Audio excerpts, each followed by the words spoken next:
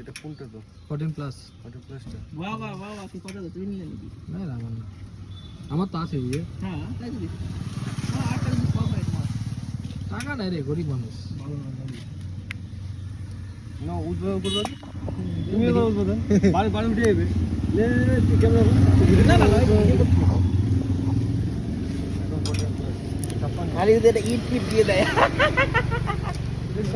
ফ্লিপকার্টে এই যাওয়াটা না। পাই নাই। আমি আজ অব্দি পাইনি, খালি আমার সাথে ওটা scam- ফেসবুক থেকে অর্ডার করে গ্যারান্টি পাবে খালি আমার সাথে একবার স্ক্যাম হয়েছিল ফ্লিপকার্টে বাল, আমাকে মানে ওই ওটা ফকচক দিয়েছি।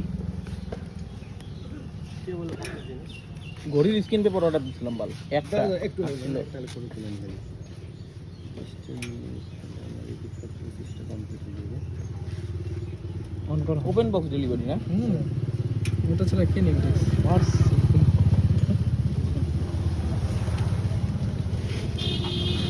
সামনে বসে একটা আইফোন পাইনি, এবার ঝাড়ি ফেলে আইফোন করে দিচ্ছি এবার অনেক আইফোন হয়ে গেছে তো।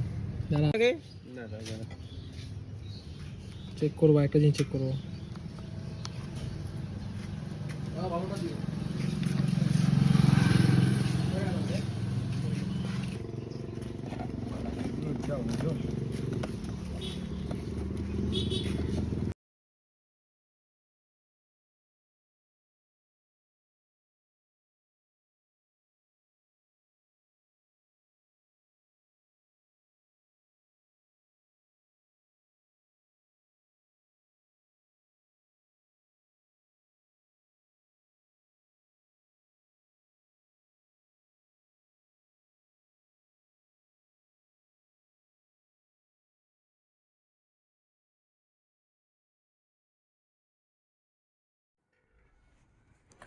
আপনারাও যদি কেউ ফোন নেন, এত দামি ফোন, তো আপনারা অবশ্যই সব কিছু চেক করে নেবেন ফোনটা অরিজিনাল কি না, বা এর ভেতরে এই ফোনটা রিফারবিশড না নিউ মডেল, সেটা সেটিংয়ে গিয়ে অবশ্যই আপনারা চেক করবেন।